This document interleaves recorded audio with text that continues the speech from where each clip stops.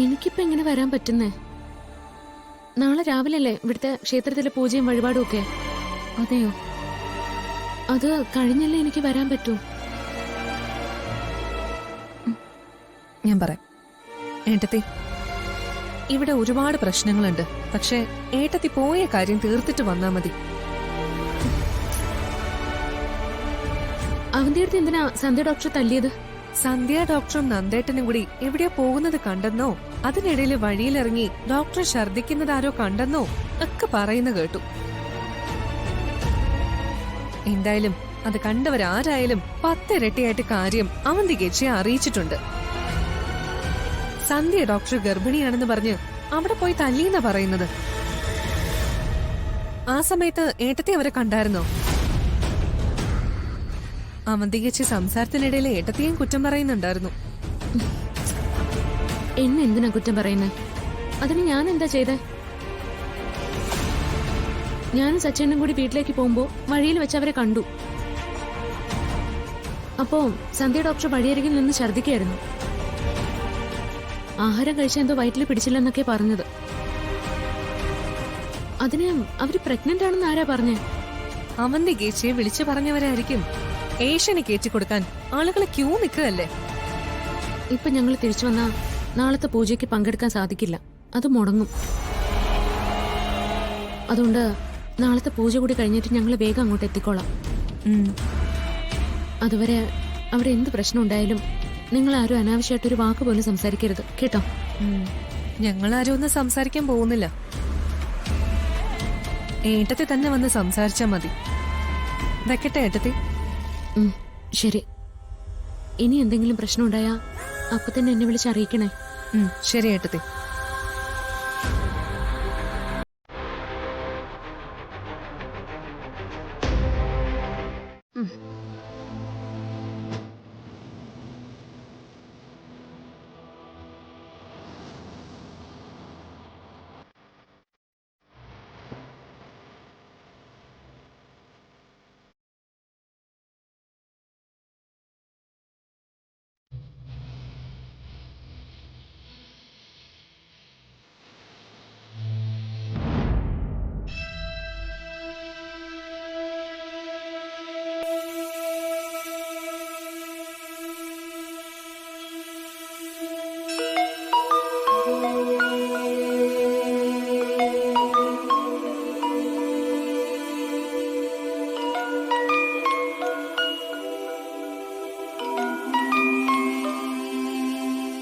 ഏട്ടത്തി, സ്നേഹ, അവിടെ എല്ലാം ഓക്കെ ആണല്ലോ അല്ലേ?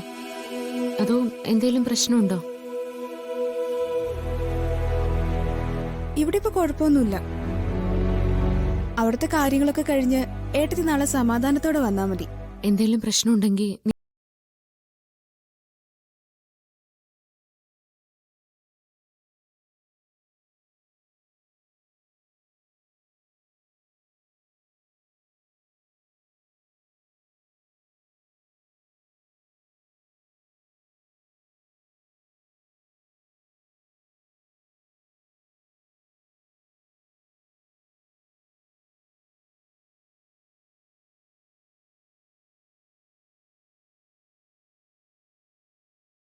നീ വിളിക്ക.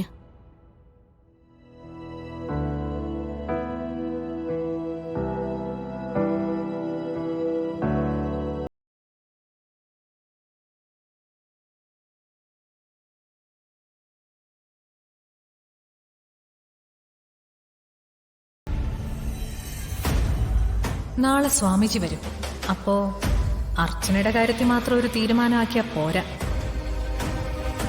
ധനുഷിന്റെ സ്നേഹയുടെ കാര്യത്തിലും ചില തീരുമാനങ്ങൾ ഉണ്ടാക്കണം. അവനിപ്പോ അവളെ വല്ലാതങ്ങ് സ്നേഹിക്കുകയാണല്ലോ. അത് സ്വാമിജിയോടൊന്ന് വിളിച്ചു പറഞ്ഞാലോ?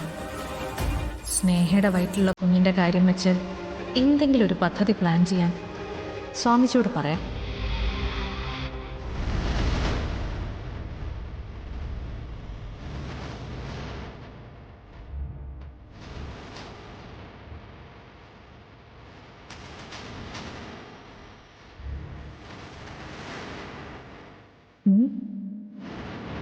ഇതെന്താ ഇവന്റെ കയ്യില്? അതുകൊണ്ട് റൂമിലേക്കാണല്ലോ. ഇന്നലെ മസാല ദോശ കൊടുത്തതുപോലെ ഗർഭിണിക്ക് സ്പെഷ്യൽ എന്തെങ്കിലും ഉണ്ടാക്കിക്കൊണ്ട് പോവുകയാവും. ഇത്രയ്ക്ക് പെൺകോന്തനായി പോയോ ഇവൻ? ഹ, എന്താ ഇത്? ഇത് ഒരു സ്പെഷ്യൽ ഐറ്റം. ഗർഭിണികൾക്ക് വളരെ നല്ലതാ. ഇതെന്താണെന്ന് ഗസ് ചെയ്യാമോ? കഴിഞ്ഞ ദിവസം എന്നോട് വേണമെന്ന് പറഞ്ഞൊരു ഐറ്റം ആണ്. ഓ മനസ്സിലായി. ഇങ്ങ് തന്നെ നോക്കട്ടെ. തരാം, ധൃതി പിടിക്കാതെ. എന്താന്ന് പറ. ഇത് നല്ല തേൻ മധുരമുള്ള മാമ്പഴം. വായിൽ വെച്ച് അലിഞ്ഞു പോവും. ഇരുന്ന് വർത്താനം പറഞ്ഞ് ഇങ്ങോട്ട് താ. എനിക്ക് കൊതിയാവുന്നു. ഞാൻ തരാം.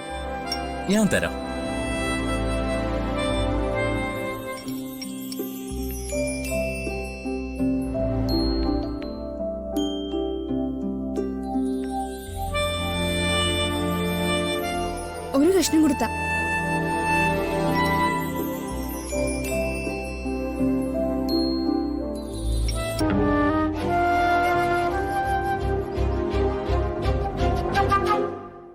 അതെ, ഒരു കാര്യം ചെയ്യാവോ? എന്താ? ഇനി വേറെ വല്ല ആഗ്രഹമുണ്ടോ? എനിക്ക് ഈ മാമ്പഴം ഒരു ജ്യൂസ് ആക്കി തരാവോ? പിന്നെന്താ, ജ്യൂസാക്കി തരാലോ. എന്നാ കൊണ്ട് ജ്യൂസ് ആക്കി കൊണ്ടുവാ. ബുദ്ധിമുട്ടില്ലല്ലോ? ഗർഭിണിയായി എന്റെ ഭാര്യയ്ക്ക് വേണ്ടി എത്ര ബുദ്ധിമുട്ടാനും ഞാൻ തയ്യാറാ.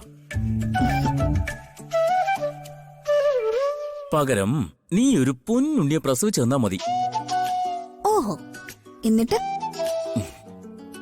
ഞാൻ അതിനെ പൊന്നുപോലെ വളർത്തും.